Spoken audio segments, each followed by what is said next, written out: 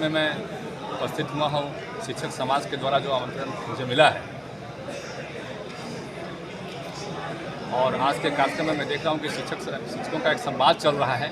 इस संवाद में मैं बहुत सारी बातों को मैंने कई अभिभावकों को सुना है और सुनने के बाद मुझे महसूस हुआ है। ऐसे में पिछले कई महीनों से गया शिक्षक निर्वाचन क्षेत्र के 8 जिलों में घूम रहा हूँ और कई चीज़ें जो मुझे ज्ञात हुई है, शिक्षकों के प्रति जो सरकार का रवैया है बड़ा उदासीन है। उस उदासीन रवैये को ठीक करना पड़ेगा, नहीं तो हमारे शिक्षक समाज बहुत हतोत्साहित होते जा रहे हैं। 2006 में नियोजित शिक्षकों की बहाली हुई थी और उसके बाद परमानेंट शिक्षकों की बहाली हुई ही नहीं।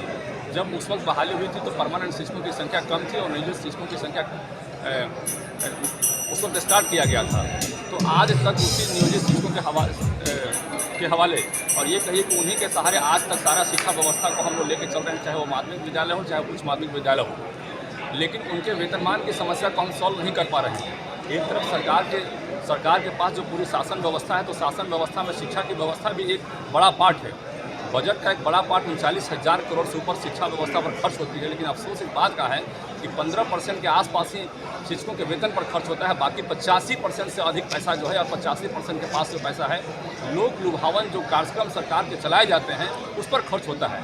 हमारा ये कहना है कि हमारा सरकार से आग्रह है, आपके माध्यम से मैं आग्रह करना चाहता हूं कि जो सरकार की योजनाएं हैं, मैं ये नहीं कहता हूं कि सरकार उन योजनाओं पर खर्च नहीं करे। मैं ये नहीं कहता हूं कि साइकिल योजना है, पोशाक योजना है, मिड डे योजना है या अन्य कई योजनाएं, छात्रवृत्ति योजना है, उस पर सरकार पैसा नहीं खर्च करे।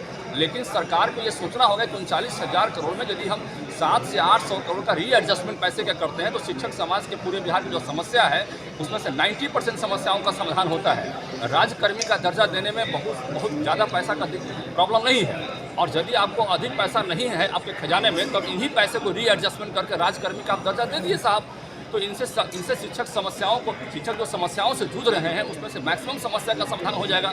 आपके माध्यम से मैं सरकार से आग्रह करता हूं कि आप राज्यकर्मी का दर्जा देने के लिए जो कार्यक्रम तय करना पड़े आप कार्यक्रम तय कीजिए और उनको निश्चित रूप से राज्यकर्मी का दर्जा दिए, ताकि उनके मन में जो शांति के बदले क्रांति चल रही है और जो उनके मन में एक अव्यवस्था का वो चल रहा है, वो अव्यवस्था का पूरा आलम बंद हो और इस स्थिति पर वो पहुँचे कि नहीं हम अब संतुष्ट हैं। हमें शिक्षक समाज को आप इस तरह से व्यवस्थित कीजिए कि हमारा बिहार में एक ऐसा मैसेज जाए जैसे हमारा बिहार पूरा हिंदुस्तान में टॉप पे चला जाए।